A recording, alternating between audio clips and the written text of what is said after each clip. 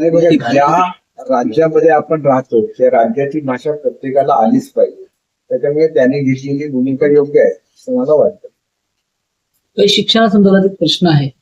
महाराष्ट्रात 526 शाळा ह्या अनधिकृत आहेत, त्यातील 452 शाळा या मुंबईतील आहेत. काही शाळांवर कारवाई करण्याचे आदेश सुद्धा दिले. कसं काय सांगता? याचा हा खूप दिवस अनिर्णित राहिलेला प्रश्न आहे. शाळा कशा, त्यांना किती जागा असावी या संदर्भात नॉर्म्स आहे.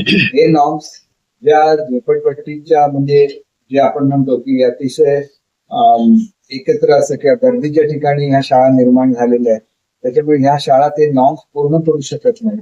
ज्यावेळेला मी शिक्षण खात्याचा मंत्री होतो त्यावेळेला ह्या शाळातील मुलांना जवळच्या शाळांमध्ये ट्रान्सफर करण्याच्या संदर्भातली एक योजना तयार केलेली होती, परंतु अजूनही त्याच्यावर पूर्णपणे अंमलबजावणी झालेली नाही आहे. आणि ह्या शाळा जर बंद केल्या तर त्या वस्तीतील मुलं ही शिक्षणापासून वंचित होती. म्हणून सरकारने थोडासा या संदर्भात थोडा हळू जाण्याचा निर्णय घेतलेला असतो. तर त्याला चुकीचा निर्णय म्हणता येणार नाही, कारण मुलाला सुद्धा शेवटी शिक्षण द्यायला लागतं आणि या ठिकाणी खरोखर जी आवश्यक नॉर्म्स प्रमाणे जागा उपलब्ध नाही आहेत किंवा ते नॉर्म्स तरी तेवढ्यापुरते शिथिल करावे. राज ठाकरे यांनी मुंबई गोवा महामार्गाची पाहणी केली आहे. त्यांनी ठेकेदारांमुळेच हा मुंबई महामार्ग रखडल्याचं म्हटलंय आणि टक्केवारी घेतली जाते असं त्यांनी आरोप केलाय. मला असं वाटतं की हा जो महामार्ग आहे तो शेवटी एकदा गणपतीच्या पूर्वी पूर्ण व्हावा म्हणजे सर्वच कोकणवासियांची भावना आहे. आणि त्याप्रमाणे रत्नागिरीचे पालकमंत्री, कारण आमचा तर मी स्वतः पालकमंत्री असतानाच तो पूर्ण झाला नाही. ह्या आमचा महामार्ग पूर्ण होऊन 12 वर्ष झाले आता.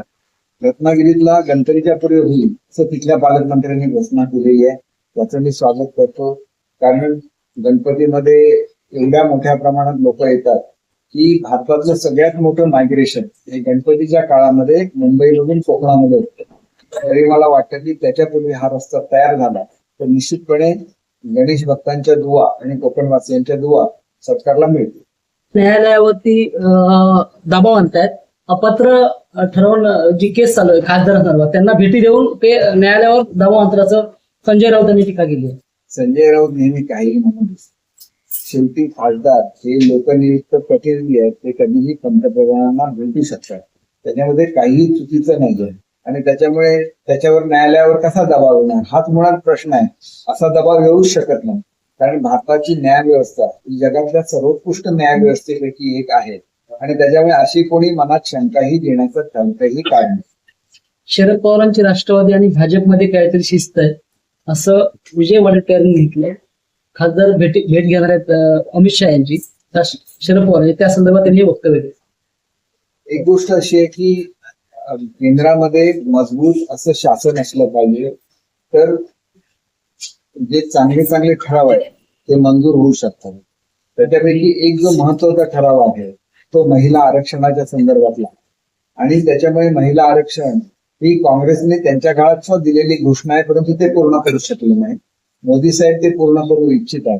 अशा वेळेला काँग्रेसने त्यांना विरोध करणं हे कुठल्याही एकंदर राजकीय जी चांगली व्यवस्था असते त्याला धरून नाही, कारण आपणच अनाऊन्स करायचं आणि ज्या वेळेला आपण सत्तेत नाही तेव्हा त्याच गोष्टीला विरोध करायचं हे चुकीचं आहे. आणि त्याच्यामुळे अनेक असे खासदार आहेत की ज्यांना पटतं की महिला आरक्षण झालं पाहिजे, महिलांना न्याय मिळाला पाहिजे, असे सगळे खासदार आज एनडीएला त्या ठिकाणी पाठिंबा देतात.